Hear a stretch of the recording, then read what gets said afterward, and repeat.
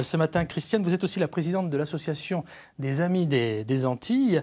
C'est un festival qui est surprenant, vous l'avez créé. Hein. C'est un parcours particulier en Saône-et-Loire pour parler de l'abolition de l'esclavage, parce qu'il y a un côté historique très important entre la Saône-et-Loire et les esclaves grâce au Mâconnais Lamartine.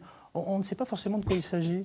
Bonjour à tous et merci de nous inviter sur ce plateau pour parler de ce sujet qui est si important pour nous, je dis pour la France. Hein, je le disais, la ministre de l'Outre-mer était là hier. Tout à fait, elle est venue nous voir parce qu'elle était déjà venue sur ce parcours, puisque je suis à la 9e édition, et elle avait déjà découvert, il y a 2 ans, une étape importante quand nous étions à Mâcon, où on a fait un arrêt à Saint-Point, sur le tombeau Lamartine. Donc, elle était intéressée par l'histoire de Lamartine. Madame la ministre était ministre en quelques mots, pour ceux qui ne connaissent pas l'histoire de Lamartine et l'esclavage pour la Saône-et-Loire. Lamartine, qui est né à Saint-Point, à Mâcon, et qui a, lui, écrit le décret 1848, 27 avril 1848, le décret de l'arrêt total de l'esclavage. Lamartine, il est né à Mâcon. C'est pour cela que cette histoire nous passionne, parce que la Saône-et-Loire est tout à fait le berceau de l'abolition de l'esclavage par rapport à tous ces grands personnages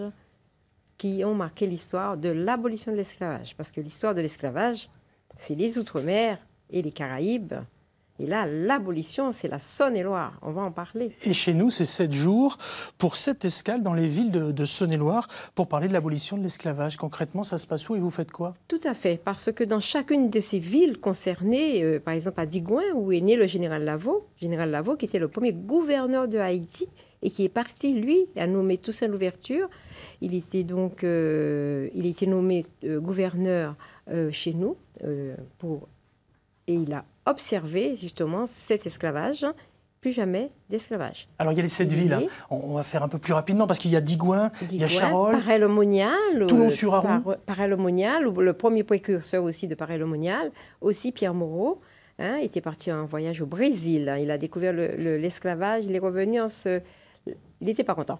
Après, cahier de doléances à Toulon-sur-Arroux, c'est important, pour un tout petit village, Toulon-sur-Arroux, premier cahier de doléances, l'article 10 qui réclame l'arrêt total de l'esclavage. Alors le côté historique, on le disait, avec Digoin, Charolles, Toulon-sur-Arroux, Milly-Lamartine, Laclette, Ameny, Cormatin et Cluny, comme ça j'ai oublié personne. Cluny-Anne-Marie Javoué. Voilà. Ah oui. Les 7, ça c'est le côté historique. Maintenant, il y a le côté festif. On le voit là au travers de ces images. Le côté festif, c'est, on l'a dit, demain à Mont-Solémine, la compagnie créole, mais c'est aussi dans les rues de Mont-Solémine, la fête. Et ça, c'est bien, ça, on aime. Tout à fait, parce que Mont-Solémine accueille l'association. Mont-Solémine n'est pas sur la route des abolitions, mais Mont-Solémine nous accueille, puisque nous sommes à Mont-Solémine depuis très longtemps. Et c'est de là qu'est né ce projet, cette belle aventure de recherche, hein, en lien avec l'UNESCO, bien sûr. Et à partir de là, Mont-Solémine nous permet de mettre en route cette route des abolitions, ce festival itinérant. Et la fête démarre effectivement à Mont-Solémine et on accueille bien évidemment tout le côté festif, puisque abolition, je suppose qu'ils ont dû s'amuser. Ah, ben je pense qu'ils s'amusent, ils s'amusent.